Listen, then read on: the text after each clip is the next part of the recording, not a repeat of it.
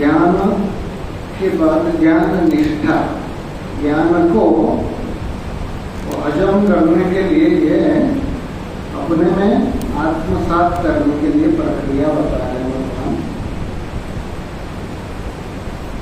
उसके लिए एक आता है तच्चिंतनम तत्कथनम अन्योन्यम तत्प्रबोधनम एतत् एक परत्वम च ब्रह्माभ्यास विदुर्भुता। इसको ब्रह्माभ्यास कहा जाता है। उसी का चिंतन है तत्चिंतनम तत्कथनम, उसके बाद में चर्चा करना, कहना, और अन्योन्यम तत्प्रबोधनम, आपस में उसी की चर्चा करना। हम सत्संगी माता लोग होते हैं तो आपस में चर्चा जब होती है तो भगवान के बारे में चर्चा होती है। कीर्तन के लिए आते हैं, एक मंदिर हमारे वहां देखा मैं, वो पूरा भागवत के चर्चा करेंगे, इधर उधर की बात नहीं। तत्चिंतनम तत्कथनम अन्योन्यम तत्प्रबोधनम, यहाँ ब्रह्म का अभ्यास से शास्त्र का अपने स्वरूप का चिंतन बता रहे हैं। एतत् एक परत्वं च ब्रह्माभ्यास विदुर्बुधा, उसी का ही चिंतन मनन श्रवण और उसी का आपस में चर्चा, और जीवन में केवल वही अपना मुख्य, कोई भी कर्म करे, जैसे उसे बता देते आप कहीं जा रहे हैं, मद्रास में ट्रेन में जाते हैं, ट्रेन से उतरते हैं, सामान खरीदते हैं, वो चाय भी पीते हैं, फिर लेकिन ध्यान है उसी में, हमको जाना है, वहीं रुक नहीं जाते बीच में। और तो एक ही चिंतन जो है, उसी चीज को पतंजलि महर्षि ने बताते हैं कि सतो दीर्घ काल नैरंतर्य सत्कार सेवित दृढ़ गुण है। दीर्घ काल तक चिंतन करना, नैरंतर्य, बीच में रुकावट नहीं होना चाहिए। चिंतन जैसे माता लोग काम करते रहते हैं, लेकिन चिंता बच्चे के ऊपर पूरा ध्यान रहता है, कहीं गिर नहीं जाए। सतो निरंतर दीर्घ काल तक, निरंतर क्यों कहा गया? जैसे अरणी मंथन है तो लकड़ी घिस करके आग निकाला जाता है, बीच में छोड़ देंगे तो नहीं चलेगा, जब तक आग नहीं निकल जाए तब तक रुकना नहीं है। सतो निरंतर दीर्घ काल सत्कार सेवित दृढ़ गुण, सत्कार मतलब उसी को ही महत्व दे करके, ज्ञान का महत्व जो जान करके, और जब अभ्यास करते हैं तभी जाकर के फलवती होती है, तो इसी को ज्ञान निष्ठा कहते हैं। तो यहाँ अहंकारम बलम दर्पम कामम क्रोधम परिग्रहम विमुच्य निर्मो शांतो ब्रह्म भूयाय कल्पते। अहंकार काम का बल है, दर्प अहंकार, घमंड, काम, क्रोध और संग्रह, ये छोड़ करके जब शांत हो जाता है तो ब्रह्म होने के लिए योग्य होता है। होना मतलब क्या है? हमारा स्वरूप तो ब्रह्म है। जैसे कोई चंदन की लकड़ी है, उसमें बारिश के मौसम में कीचड़ ढक जाता है, दुर्गंधी मारता है, ठीक वैसे हमारा स्वरूप तो सच्चिदानंद स्वरूप है। इसमें काम क्रोध लोभ आदि जितना ढका हुआ है, इसको हटाना है, तो हटाने के लिए साधना है, निवृत्ति परक ही साधन है। तो इसीलिए जब ब्रह्म भूत प्रसन्न आत्मा, जब अपना चित्त शुद्धि हो गया, यहाँ बताए कर्म योग से ईश्वर का आराधना करते हुए जब चित्त शुद्धि हो जाती है, ज्ञान की बारंबार अभ्यास के द्वारा सारा जो प्रतिपक्ष भावना निवृत्ति हो जाती है, मैं शरीर में हूँ ये भावना हट जाता है, क्योंकि ये अज्ञान के ऊपर टिका हुआ है। बुद्धि जो है वो ज्ञान का पक्षपाती होता है। आपको एक बार पता लग गया कि ये चीज जहर है, अब चाहे कितना भी सुंदर दिखे, कितना भी अच्छा दिखे, आदमी जब एक बार पता लग गया जहर खाएगा नहीं, कितना भी भूखा है मर जाए लेकिन जहर खाएगा। ठीक वैसे जब तत्व ज्ञान हो जाता है संसार के प्रति, आइए बता देते स्वामी, दुख यो न ये संसार के प्रति जो दुख का कारण है, जैसे यहाँ चंदन का लकड़ी में दुर्गंधी आती है, तो दुर्गंधी जब उसको घिस करके करते हैं तो स्वाभाविक जो सुगंधी प्रकट हो जाता है। तो उसी चीज को बता रहे हैं 54 में। ब्रह्मभूतः प्रसन्नात्मा ब्रह्मभूतः प्रसन्नात्मा न शोचति न काङ्क्षति न शोचति न काङ्क्षति समः सर्वेषु भूतेषु समः सर्वेषु भूतेषु मद्भक्तिं लभते पराम् मद्भक्तिं लभते पराम् ब्रह्मभूतः प्रसन्नात्मा न शोचति न काङ्क्षति समः सर्वेषु भूतेषु मद्भक्तिं लभते पराम्। तो ये जो ब्रह्मभूत ब्रह्म हो गया है, हो गया क्या है? कल बता रहे हैं ना, अप्राप्त का प्राप्ति नहीं है, प्राप्त का प्राप्ति है। पहले ही सुगंधी है चंदन का लकड़ी। ठीक वैसे हमारा स्वरूप क्या है? सच्चिदानंद स्वरूप है। मृत्यु से रहित हैं, अज्ञान से रहित हैं और दुख से रहित हैं। किसी भी परिस्थिति में चंदन का लकड़ी दुर्गंधी हो ही नहीं सकती। ठीक वैसे हमारा स्वरूप जैसे ईश्वर अंश जीव अविनाशी चेतन अमल सहज सुख राशि नित्य शुद्ध बुद्ध मुक्त स्वभाव। जिस समय भी दुर्गंधी कर रहा है उसी समय भी सुगंधी रूप है चंदन की लकड़ी। तो ब्रह्मभूत ब्रह्म हो गया मतलब क्या है? अपना जो अपने ऊपर जितने मल विक्षेप आवरण को जब हटा देता है साधक, तब ब्रह्म हो जाता है। हो जाता है मतलब ये प्राप्त की प्राप्ति होते हैं। ये दृष्टांत बढ़िया देते हैं। जैसे 10वां कल वाला आया था, 10वां लड़का डूब गया, सोच रहे थे। जब अपने गुरु जी के मित्र आके बताए 1 2 3 4 5 6 7 8 9 और तुम ही 10वां हो, तो उसमें 10वां व्यक्ति मिल नहीं जाता है। वो अपने को छोड़ देता है, छूट करके गिनती करता था, बाकी सब 9। ठीक वैसे तत्वमसि महावाक्य, तुम ब्रह्म हो मतलब तुम नित्य शुद्ध बुद्ध मुक्त स्वभाव है। अपना जो पुराना जो गलत फहमी को छोड़ करके अपने को प्राप्त कर लेता है। ब्रह्मभूत प्रसन्न आत्मा। प्रसन्न आत्मा दुखी क्यों होता है? दुख का कुछ कारण होता है संसार में, बिना कारण। अब देखिए, जब सुसुप्ति अवस्था में कोई कारण नहीं रहता है, इसलिए हम सुखी रहते हैं। हमारा स्वरूप ही सुख स्वरूप है। छोटा बच्चा देखिए वो सुखी रहता है हमेशा। अब कोई आदमी दुखी है तो आप पूछिए तो बताएगा कुछ कारण से दुख है, और वो सब हमारे ऊपर आरोपित है। आत्मा का स्वरूप है, आनंद है। तो इसीलिए प्रसन्न आत्मा हर परिस्थिति में तो प्रसन्न रहता है। न सोचती,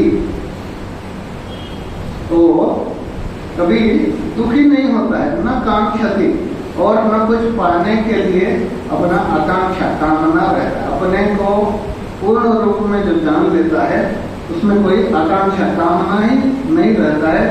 समः सर्वेषु भूतेषु, और सारे प्राणियों में समभाव रखता हुआ मद्भक्तिम लभते पराम। सम माने निर्विशेष।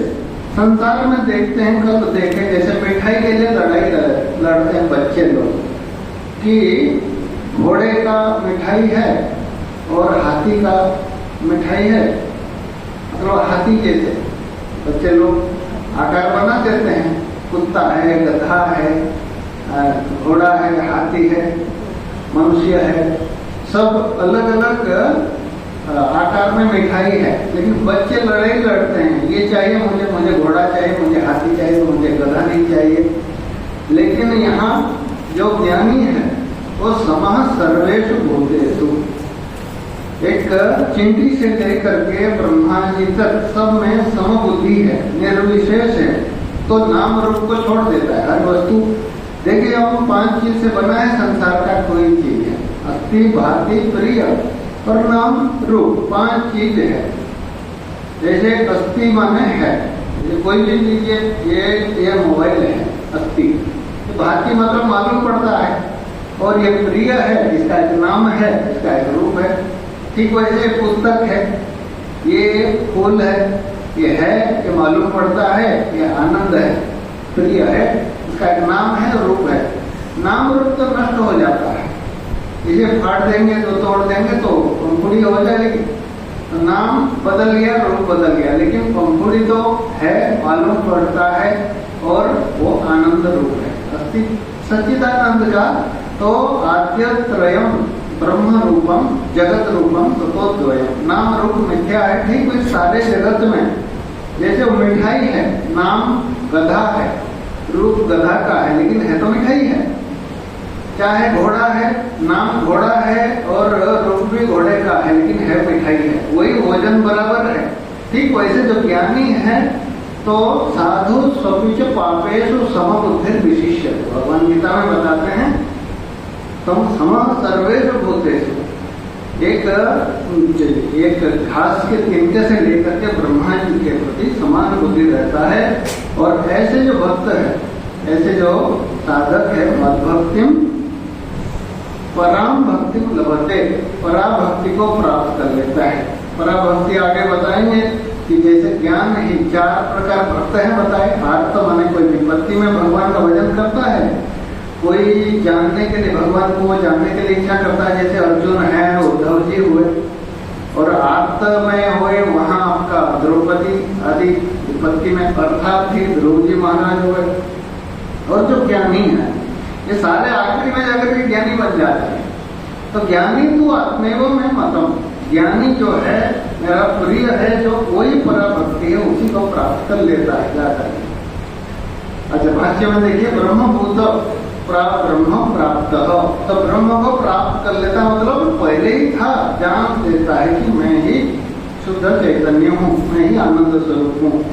तो प्रसन्न आत्मा जब बताए लब्धा अध्यात्म प्रसाद, अपने को जब अनंत रूप में देश काल वस्तु से अपरिच्छिन्न, तो कोई चीज की कमी नहीं है, अनंत रूप में जब जान लेता है तब तो उस समय प्रसन्न आत्मा अपने को आनंद स्वरूप जान लेता है। न शोचती, दुख से मुक्त हो जाता है, दुखी नहीं होता है। किंचित अर्थ वैकल्यम आत्मनो वैगुण्यम च, तो अर्थ वैकल्य संसार में देखिए हर व्यक्ति को सारा वस्तु प्राप्त नहीं होता है। जैसे कोई दुनिया में सारा चीज मिल जाने पर भी एक व्यक्ति सुखी नहीं हो सकता है। अज्ञानी व्यक्ति निस्वय एक सतम बोलते हैं ना, जिसके पास कुछ नहीं है वो सोचता है 100 रुपया मिल जाए तो खुश हो जाऊंगा। 100 वाला 1000, 1000 वाला लाख चाहता है, लाख वाला करोड़ है, करोड़ अरबपति होने पर भी चाहता है देश का राजा बन जाए। देश का राजा चाहता है मैं पृथ्वी का राजा बन जाऊं, पृथ्वी का राजा चाहता है मैं इंद्र बन जाऊं। लेकिन तृष्णावधि को गता, तृष्णा जब तक ज्ञान नहीं है तब तक पूर्ण बोध नहीं होता है। तो बता रहे हैं लेकिन जिसको ज्ञान है तो उस समय अर्थ वैकल्य, उसके पास कुछ भी नहीं होने पर भी वो प्रसन्न होता है। एक नायनवार संत थे, तमिलनाडु में स्मशान में रहते थे।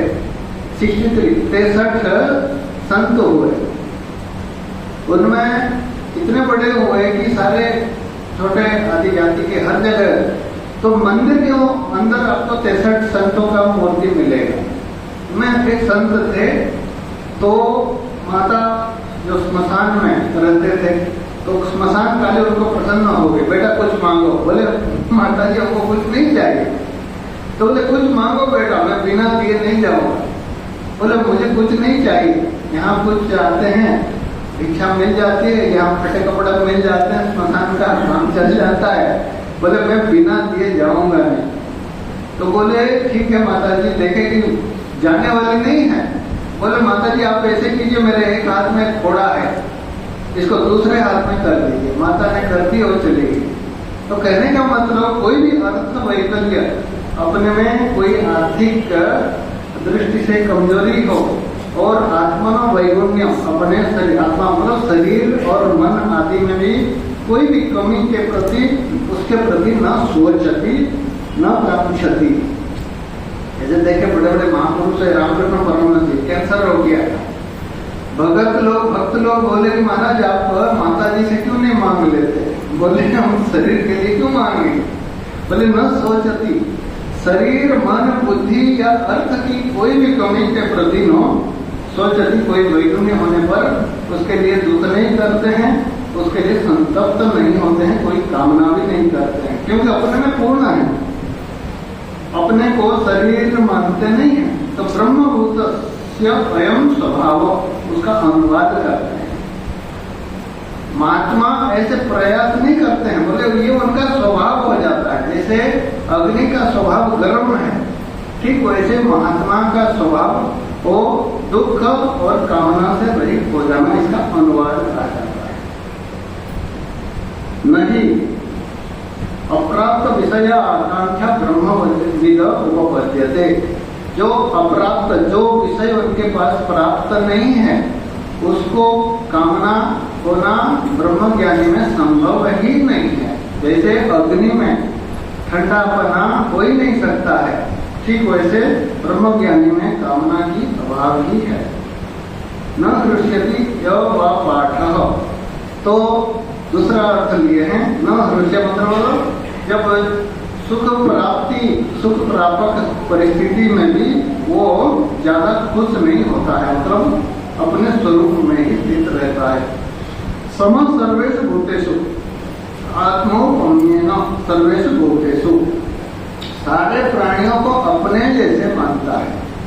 जैसे हमारे शरीर में पैर में चोट लगे, चाहे सर में चोट लगे, चाहे हाथ में चोट लगे, तो हमारा कोई भेदभाव नहीं रहता है। हम बता रहे हैं आत्मोपम्येन सर्वत्र समं पश्यति यो अर्जुन, सुखम व यदि व दुखम सहयोगी परमो मत, सबको अपना मान लेता है। आप लोग का अनुभव है, माता जी जैसे हैं, सबको अपना ही मानते हैं। अपने शरीर को जैसे हाथ पैर अपने से अलग नहीं होता है, पर सारे संसार को सर्वेषु भूतेषु, सर्वेषु भूतेषु मतलब मित्र तो है ही, भक्त है, शत्रुओं के प्रति भी समान भाव रहता है, आत्मा भाव रहता है। सुखम व यदि व दुखम सममेव पश्यति, सबके लिए समान दृष्टि रखते इत्यर्थ। न आत्म समदर्शनम यह तस्य वक्ष्यमाण त्वात् भक्त्या माम अभिजानाति। यहाँ साधक का लक्षण बता रहे हैं, आत्मदर्शन का आगे बताएंगे, आगे जाकर के बताएंगे अगले श्लोक में। एवं भूत ज्ञान निष्ठ, जो इसको अभ्यास कर रहे हैं, ये बता रहे हैं साधक, जो सिद्ध महापुरुषों का जो लक्षण है साधक के लिए वो साधना होता है। जैसे महापुरुष का लक्षण है किसी के प्रति राग द्वेष करना नहीं और सबको अपना मानना है, ये स्वाभाविक है, लेकिन हम लोग को प्रयास करना पड़ता है, तो साधक का साधना होता है। तो एवं भूत, ऐसे जो ज्ञान निष्ठ पुरुष है, मत भक्ति, मेरा जो भक्ति परमेश्वरे भक्ति, परमेश्वर में जो भक्ति है भजन माने, परम उत्तम श्रेष्ठ भक्ति क्या है? चार भक्ति में, जैसे आत्म विपत्ति में भगवान का भजन करना, चाहे अर्थ के लिए करना, चाहे ज्ञान के लिए करना, बोले ये जो ज्ञान परम उत्तम ज्ञान लक्षणा भक्ति, जो ज्ञान रूपी जो भक्ति है वो उत्तम भक्ति है, क्योंकि ज्ञानी जो है मेरा आत्मा है। चतुर्थिम भक्तिम लभते, उसको बताए चतुर्विधा भजन देवाम, चार प्रकार भक्त मेरा भजन करते हैं। आखिरी में ज्ञान रूप जो लक्षण, ज्ञान लक्षण रूपी भक्ति में उसको प्रदान करता हूँ, उसको प्राप्त हो जाता है। और बताए जैसे गोस्वामी जी बताते हैं रामचरितमानस में कि सोई जानाई जेहो दे जनाई, ज्ञान तो तुम्हें हो जाए, भगवान ही हमको ज्ञान कराते हैं। तो चाहे हम अर्थ हिसाब से जाएं, चाहे अर्थार्थी अर्थ के लिए भी करें, चाहे हम जिज्ञासु होकर के जाएं, अंतिम में तो वहीं पहुंचा देते हैं। भगवान अपना स्वरूप को प्रकट करते हैं और ज्ञान तो तुम्हें हो ही जाए। तो परमात्मा को जब जानता है तो परमात्मा स्वरूप हो जाता है ज्ञान। ततो ज्ञान लक्षणाया, उसके बाद ज्ञान का लक्षण बताते हैं। 55 भक्त्या मामभिजानाति, भक्त्या मामभिजानाति, यावान्यश्चास्मि तत्त्वतः, यावान्यश्चास्मि तत्त्वतः, ततो मां तत्त्वतो ज्ञात्वा, ततो मां तत्त्वतो ज्ञात्वा, विशते तदनन्तरम्, विशते तदनन्तरम्, यावान्यष्टास्मि तत्त्वता ततो मां तत्त्वतो ज्ञात्वा तदनन्तरं। तो भक्ति के द्वारा वो जान लेता है। मां अभिजानाति, अभी तो मैंने पूर्ण रूप से जान लेता है। जैसे पहले ज्ञान से परोक्ष ज्ञान होता है, शास्त्र से श्रवण करते हैं तो हमको ज्ञान श्रद्धा जब होती है शास्त्र महापुरुष में, और हम जान लेते हैं कि भाई हमारा स्वरूप ये है, चाहे हमको समझ में आए नहीं आए, महापुरुष बोल रहे हैं तो संशय भी निवृत्ति होती है। जब पूछते हैं ऐसे कैसे हो सकता है, ऐसे कैसे हो सकता है, महापुरुष कभी थकते नहीं। और अंतिम में जब अपरोक्ष अनुभव होता है, जैसे बताया ना 10वां व्यक्ति, वो पिताजी के गुरुजी के तो मित्र आके बोले 10वां व्यक्ति जिंदा है, रोना धरना बंद हो गया। बोले कैसे हो सकता है, 9 ही तो है। बोले फिर देखो 1 2 3 4 10 मिनट। तो 10वां होने पर भी एक शरीर में विपरीत भावना है, शरीर को मैं मानते हैं जो ये थोड़ा देर से जाती है। आप देखे होंगे सांप, नकली प्लास्टिक सांप होता है, नया नया जब आया था, आपको पता है ये नकली है, फिर भी हाथ में पकड़ने में डर लगता था। तो ये जो विपरीत भावना है शरीर में, जो आत्मबुद्धि, वो ज्ञान निष्ठा से चली जाती है। तो भक्त्या मां अभिजानाति, तो श्रवण मनन निधिध्यासन के रूप जो साधन के द्वारा भक्ति मतलब ज्ञान रूपी भक्ति के द्वारा जो जान लेता है। और यावन अहम उपाधि कृत विस्तर भेद यश्चाहम विध्वस्त सर्वोपाधि भेद। उपाधि मतलब जैसे शरीर है, आकाश तो एक ही है। जैसे घड़ा का उपाधि लेकर के घटाकाश बोलते हैं, मकान का, कमरा का उपाधि को लेकर के मठाकाश कहते हैं, आकाश सुई का आकाश लेकर के सूर्याकाश कहते हैं। एक में उपाधि भेद से अलग अलग होने पर भी तो सारा भेद में एक ही तत्व जो है बता रहे हैं, उत्तम पुरुष आकाश कल्प्यम, आकाश कल्पस्तम माम अद्वैतम। आकाश जैसे मैं अद्वैत स्वरूप हूँ, जैसे आकाश एक ही है, ठीक वैसे परमात्मा सर्वव्यापक एक है। और सबके अंतःकरण भेद से, चींटी में, कुत्ता में, पशु में, है ना, घोड़ा में, हाथी में, मनुष्य में, देवता में अलग अलग मालूम पड़ता है। लेकिन वास्तव में क्या बता रहे हैं भगवान? बोले माम अद्वैतम, जो मुझे जानता है। कैसे बोले? चैतन्य मात्र एक रस, चैतन्य शुद्ध चैतन्य रूप है। एक रस मतलब एक, उसमें कोई भेद नहीं है। और एक रसम अजम अजन्मा, अजरम अमरम अभयम। अजर जरा रहित, बुढ़ापा से रहित, अमर मतलब मृत्यु से रहित, अभय मतलब द्वितीय नहीं है। तो अभय है अनिधनम, तो नाश रहित जो तत्वतः अभिजानाति, तो वही तत्व को जान लेता है ज्ञानी, तो वही उत्तम भक्ति को प्राप्त कर लेता है। माम एवं तत्वतम ज्ञात्वा, मुझे ही तत्व से वास्तविक रूप से। ऐसे तो जानते हैं भगवान अलग दूसरे देश में है, हम इधर हैं, वो है ना परिचिन्न है। और तो लेकिन परमात्मा को वास्तविक स्वरूप को जान करके विशते तदनंतरम मां एवं, ईश्वर में ही प्रवेश कर जाता है, मेरे में ही प्रवेश कर जाता है। तो जब घड़ा फूट जाता है तो घड़े का आकाश महाकाश में मिल जाता है, नहीं, जिस समय दिख रहे हो उसी समय भी है, एक ही है। तो मुझे ही प्राप्त कर लेता है, मेरे में प्रवेश कर लेता है। जब ज्ञान के द्वारा ज्ञान रूपी जो आवरण उपाधि नष्ट हो जाती है। नात्र ज्ञानानंतर प्रवेश क्रिये भिन्ने विवक्षते ज्ञात्वा विशते तदनंतरम इति। ज्ञान के बाद न अत्र ज्ञानानंतरम प्रवेश क्रिये भिन्ने, ज्ञान के बाद प्रवेश करना एक क्रिया अलग नहीं है, ज्ञान ही प्रवेश है, दो काम नहीं है। ज्ञान ही प्रवेश है, ज्ञान के बाद प्रवेश करना ही नहीं है, तो भिन्न नहीं है। विवक्षित ज्ञात्वा विशते तदनंतरम इति। तो बोले कैसे? फलांतर भावात् ज्ञान मात्रम एवं, जिस समय ज्ञान होता है, जैसे 10वां व्यक्ति जिस समय जानता है कि मैं ही 10वां हूँ, उसी समय 10वां हो जाता है। इसमें होने ज्ञान के बाद होना कोई काम नहीं है। कहने का तात्पर्य है पहले ही 10वां था, जिस समय ज्ञान हुआ उसी क्षण ही। तो इसीलिए भगवान वो आता ना, नचिरेणाधि गच्छति श्रद्धा बांधवते ज्ञानम तत्परेन्द्रिय ज्ञानम लब्ध्वा पराम शांतिम नचिरेणाधि गच्छति। न अचिरेण बोलते हैं तो, और उसमें देर नहीं लगता, जिस समय ज्ञान हुआ उसी समय ही मुक्ति है। तो इसीलिए उसमें विरुद्ध नहीं है। इसलिए भगवान स्पष्ट बोलते हैं क्षेत्रज्ञम चापिमाम विद्धि सर्व क्षेत्रेषु भारत। सारे प्राणियों में जो चेतन तत्व है, क्षेत्रज्ञ है, आत्मा है, वही मैं ही हूँ। अच्छा विरुद्धम ननु विरुद्धम इदम उत्तम ज्ञानस्य या परानिष्ठा तया माम अभिजानाति थी। ये ज्ञान का परानिष्ठा करना और उसके बाद मुझे जानना, ये विरुद्ध है बोलते हैं। पूर्व पक्ष उठाते हैं। कथम विरुद्धम इति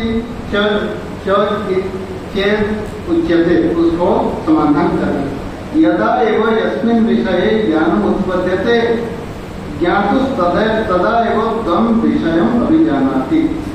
जो जिस समय जिस व्यक्ति जिस चीज को जानता है उसी समय ही, तो यस्मिन् वो विषय ज्ञानम उत्पद्यते, जिस समय ज्ञान उत्पन्न होता है, तदा एवं ज्ञातु विषयम अभिजानाति। ज्ञाता इति न ज्ञाननिष्ठा ज्ञानावृत्ति लक्षणम अपेक्षते। जिस समय ज्ञान होता है तो उसी समय उसको प्राप्त कर लेता है, उसके लिए आवृत्ति की जरूरत नहीं होती है। जैसे घड़ा को जिस समय जान लिया तो घड़ा है, उसमें आवृत्ति की क्या जरूरत है, वो प्रश्न करते हैं। तो उसके लिए उत्तर दे रहे हैं नैष दोष नहीं है, क्योंकि ज्ञानस्य स्वात्मोत्पत्ति परिपाक हेतु युक्त।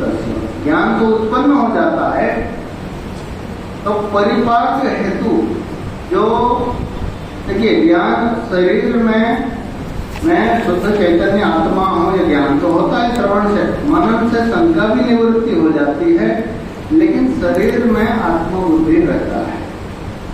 ये कुछ देर समय लगता है। जैसे आप देखे होंगे कभी सांप देख लिए, डर गए तो शरीर कांप रहा है। जब लाइट मारने के बाद भी आप देखें कि ये रस्सी है, फिर भी शरीर में कांप रहता है कुछ देर तक।